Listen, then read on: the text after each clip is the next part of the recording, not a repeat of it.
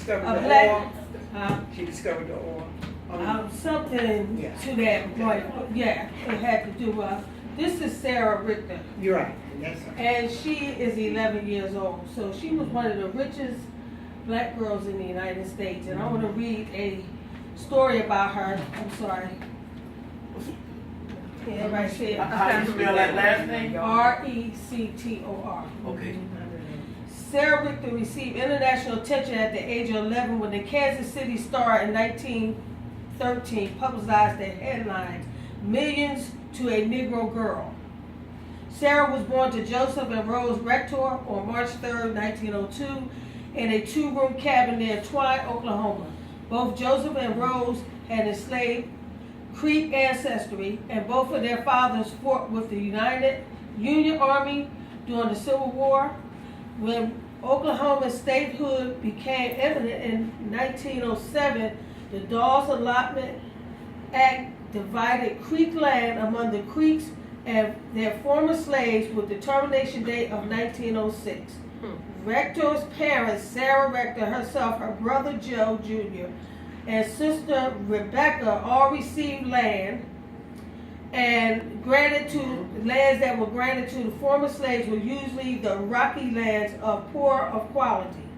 Rector allotments of 160 acres was valued at $556.50. February 1911, Rector father leased her allotment to a Devian Oil Company of Pittsburgh, Pennsylvania. In 1913, however, her fortunes changed when Wildcat oil drillers B.B. Jones produced a gusher that brought in 250 barrels a day. Rector now received an income of $300 per day. Once this wealth was made known, Rector's guardianship was switched from her parents to a white man named T.J. Porter, an individual personally known to the Rectors. Rectors received $11,567. Once her identity became public, Rector received numerous requests for loans, money gifts, and even marriage proposals from 4 Germans, even though she was 12. In 1914, the Chicago Defenders published an article claiming that her estate was being mismanaged by grafters and her ignorant parents, and that she was uneducated, dressed in rags, and lived in an unsanitary shanty. National African American leaders such as Booker T. Washington and W.E.B. Du Bois became concerned about her welfare. None of the allegations were true. Rector and her siblings went to the school in Taft, an all-black town closer than Twine. They live in modern 5-room cottages, and they owned an automobile. That same year, Rector enrolled in a children's house and boarding school for teenagers at Tuskegee Institute in Alabama. When Rector turned 18 on March 3rd, 1920, she left Tuskegee, and her entire family moved with her to Kansas City, Missouri.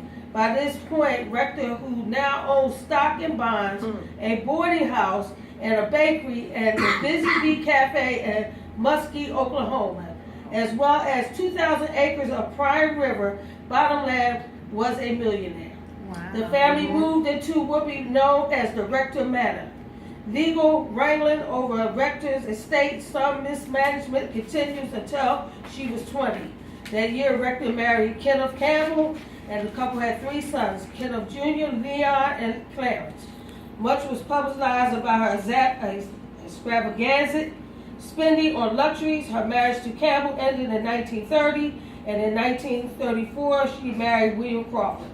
When Rector died at the age of 65 on July the 22nd, 1967, her wealth was diminished, but she still had some working oil wells, real estate holdings. Sarah Rector was buried in the Taft Cemetery in Oklahoma. That's the Black History. Wow.